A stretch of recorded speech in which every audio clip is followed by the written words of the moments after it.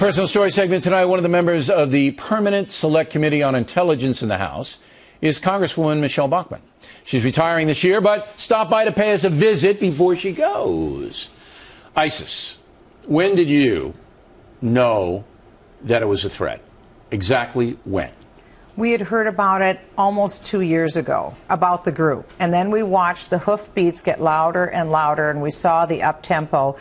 Before Christmas, we knew that this was a real problem. Before Christmas 2013. That's right. And we ran a clip in the Talking Points memo of testimony. But we heard it rising before that. We knew it was a real problem. But as Kurtz pointed out, the press didn't make a big deal out of it, all right? I didn't cover it.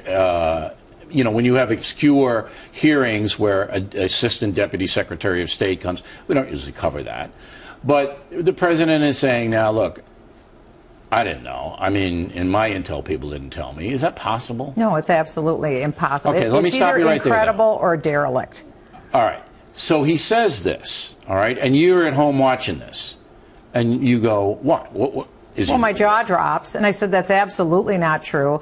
The president had at least as much information as we had, presumably far more information than we had, so it's incredible, or it's derelict. He knew. But let me ask you then a follow-up question. You've been in politics a long time, and you know that you don't say something, particularly to 60 Minutes, that's going to come back the next day and bite your head off. You don't. No, you don't. But he did. Why? How?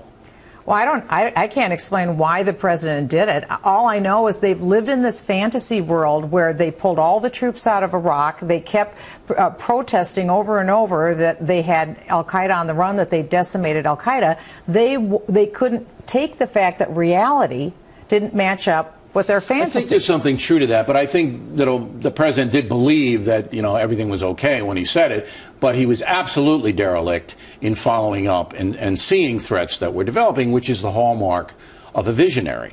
And we don't. Well, a president has to understand the times. They have to know what to do. I knew it. Earlier this summer, I had asked the FBI for a classified brief. I wanted to know if Minnesotans had joined the Islamic State. The White House was doing nothing. Everything we do in Intelligence Committee is behind closed doors. Right. And I will tell you, on both sides of the aisle, we had one particular session where we gave it to the administration and said, you guys better wake up. When was this? I don't have the exact date, but it was earlier this year. It was earlier this year. We said to the administration, so the Select Committee yes, sent it over to the White House, and still they didn't do anything.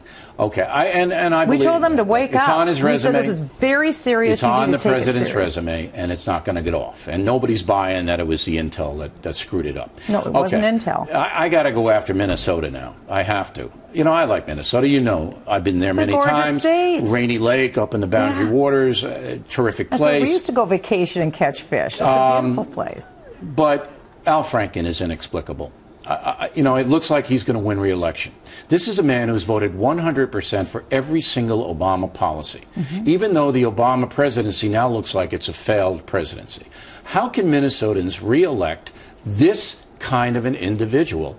I'm not getting it. Well, it's not a given that he will get reelected. He's up 49-36 over some guy I never heard of running on the Republican side. Well, McFadden is a very good, very credible candidate. Then why is he behind by 13 points? Well, again, I think with Al Franken, as you said, he has the most liberal voting record in the U.S. Senate. That's right. He is not representing the average Minnesotan, and it's a matter of getting the message out. That's but 49% are willing to vote for him again, according to the latest poll. 49% are seeing positive ads about all the great things Al Franken has done. Sorry. That's what they're seeing. Congresswoman, I'm sorry. Well, we need more money for the ads to get the side out on the other side. That's the problem. Mike McFadden has not had the money to get a story out. Why don't Minnesotans give it to him? Because this is a disgrace.